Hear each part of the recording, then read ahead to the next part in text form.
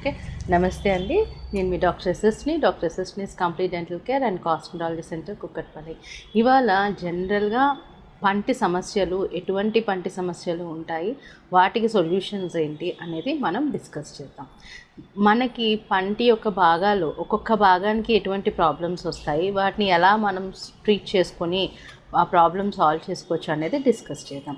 పంటిలో enamel, dentine, pulp, gum, జింజైవా, పెరిడాన్షియం అని ఆల్విలార్ bone ఇలాగ భాగాలు ఉంటాయన్నమాట. ఎనామిల్ అనేది మనకి పైన పంటి పైన తెల్లగా కనపడే లేయర్ ఉంటుంది కదా, అది ఎనామిల్ అంటారు. ఎనామిల్ మన బాడీలో చాలా అన్నిటికన్నా స్ట్రాంగెస్ట్ పార్ట్. దాని తర్వాత వచ్చేది బోన్ కన్నా బోన్ తర్వాత నెక్స్ట్ ప్లేస్లో ఉండేది డెంటిన్.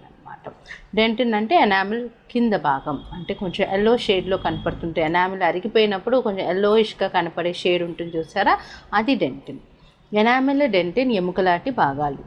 అలా నెక్స్ట్ వచ్చేసి పంటికి బ్లడ్ సప్లై, నర్వ్ సప్లై ఇచ్చేదాన్ని పల్ప్ అంటారనమాట. ఇది సాఫ్ట్ టిష్యూ. సో ఎనామిల్కి మనకి జనరల్గా వచ్చే ప్రాబ్లమ్స్ ఏంటి అంటే అరిగిపోవడం కానీ పుచ్చిపోవడం కానీ మనం జనరల్గా చూస్తూ ఉంటాం. ఈ రెండు కండిషన్స్లో కూడా జనరల్గా పేషెంట్కి ఎటువంటి ప్రాబ్లమ్స్ ఉండవు కాబట్టి వాళ్ళు డెంటిస్ట్ని అప్రోచ్ అయ్యే సిచ్యువేషన్స్ చాలా తక్కువ. ఇవి ఏదైనా జనరల్ చెకప్లో డెంటిస్ట్ కనిపెట్టాల్సిన విషయాలే. అంటే ఎనామిల్లో పుచ్చిపోవడం కానీ అరిగిపోవడం కానీ డెంటిస్ట్ కనిపెడితే దానికి ఇమీడియట్గా మనం ట్రీట్మెంట్ చేసుకున్నాం, ఫిల్లింగ్స్ అనే ప్రొసీజర్ చేయించుకున్నాం, సిమెంట్ పెట్టించుకున్నాం అనుకోండి, మనం నార్మల్ పన్ను దగ్గరికి స్టేజ్కి నార్మల్గా మళ్ళీ వచ్చేయచ్చు, నార్మల్గా వాడుకోవచ్చు. ఎప్పుడైతే ఈ పుచ్చు కానీ అరుగుదల కానీ ఎనామిల్ని దాటి డెంటిన్లోకి స్ప్రెడ్ అయిందో అప్పుడు కొంచెంగా పేషెంట్ కొన్ని సిమ్టమ్స్ ఎక్స్ప్రెస్ చేస్తూ ఉంటారు. ఏంటి అంటే కొంచెం సెన్సిటివ్గా ఉన్నాయి నా పళ్ళు, వేడిది చల్లది తాగినప్పుడు జిమ్ అని లాగుతూ ఉన్నాయి, ఏదైనా ఫుడ్ అందులో ఇరుక్కుపోయినప్పుడు కొంచెం ఒక ఇబ్బందిగా అనిపిస్తుంది అనే సిమ్టమ్స్ ఎప్పుడైతే పుచ్చు కానీ అరుగుదల కానీ డెంటిన్లోకి ఎంటర్ అయిందో అప్పుడు పేషెంట్ డెంటిస్ట్ని కలుస్తారనమాట. అలాంటి స్టేజెస్లో కూడా మనం ఫిల్లింగ్ చేస్తే చాలా మటుకు ప్రాబ్లం సాల్వ్ అయిపోతూ ఉంటుంది. ఎప్పుడైతే పుచ్చు మనకి డెంటిన్ దాటి నరంలోకి, అంటే బ్లడ్ సప్లై, నర్వ్ సప్లై ఇచ్చే పల్ప్ అనే భాగం ఏదైతే ఉంటుందో ఆ లేయర్లోకి పుచ్చు ఎంటర్ అయిందో అది కొంచెంగా పోదన్నమాట. ఎప్పుడైతే అది టచ్ అయిందో వెంటనే మనకు మొత్తం నరం అంతా చనిపోతూ ఉంటుంది. చనిపోయినప్పుడు అది పస్ ఫామ్ అవుతుందన్నమాట. ఆ స్టేజ్లో పేషెంట్కి కంటిన్యూస్ పెయిన్ రావటాలు, పడుకునేటప్పుడు ఇబ్బందిగా ఎక్కువగా పెయిన్, నైట్ టైం పడుకున్నప్పుడు ఎక్కువగా పెయిన్ రావడము, కంటిన్యూస్ పెయిన్ ఉంటుందన్నమాట. ఆ స్టేజ్లో ఖచ్చితంగా డాక్టర్ని అప్రోచ్ అవుతూ ఉంటారు. ఆ కండిషన్స్లో మనకి రెండు ట్రీట్మెంట్లు. ఒకటి రూట్ కెనాల్ చేసి క్యాప్ వేసుకొని మన పన్నుని మనం నిలబెట్టుకోవడం, రెండోది పన్ను తీసేయటం. జనరల్గా పన్ను తీసేయడానికి మనం ప్రిఫరెన్స్ ఇవ్వకూడదు. రూట్ కెనాల్ చేసుకుని క్యాప్ వేసుకుంటే మన పన్ను మనకు ఉంటుంది, న్యాచురాలిటీ రిటైన్ అవుతుంది. పన్ను పీకేసుకున్నాం అనుకోండి, మనం ఎంత కాస్ట్ పెట్టినా న్యాచురల్ పన్ను అయితే మనం తిరిగి తీసుకురాలేకపోతాం.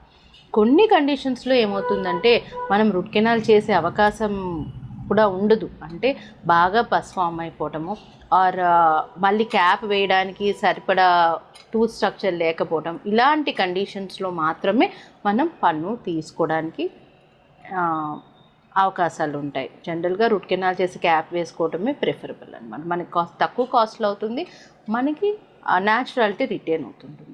పన్ను తీయించేసుకుంటే మళ్ళీ పెట్టించుకోవడానికి కూడా తక్కువ కాస్ట్ ఏమవుదు, ఎక్కువ కాస్టే అవుతూ ఉంటుంది. పెట్టించుకోకుండా ఉంటే మనకి ఫ్యూచర్లో చాలా ప్రాబ్లమ్స్ వస్తాయి. అంటే ఆ పన్ను లేని పొజిషన్ కొన్ని రోజులకి ఉండదన్నమాట. దానివల్ల పక్క పళ్ళు జరిగిపోవటము, ఆపోజిట్ పన్ను కిందకి జారిపోవటం, అలాంటివి ఎక్కువ జరుగుతూ ఉంటాయి.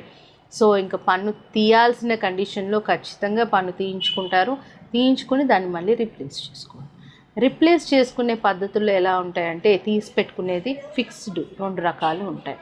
తీసి పెట్టుకునేది అనేది ఇప్పుడు జనరల్గా ప్రిఫరబుల్ కాదు, బట్ ఏది లేని దానికన్నా ఏదో ఒకటి బెటర్ అనుకునేటప్పుడు తీసి పెట్టుకునే దానికి మనం ప్రిఫర్ చేయాలి. ఫిక్స్లో వచ్చేసి క్రౌన్ అండ్ బ్రిడ్జ్, ఇంప్లాంట్స్, ఈ 2 పద్ధతుల్లో మనం పళ్ళు లేని పన్నుని మనం ఫిక్స్ చేసుకోవచ్చు అనమాట.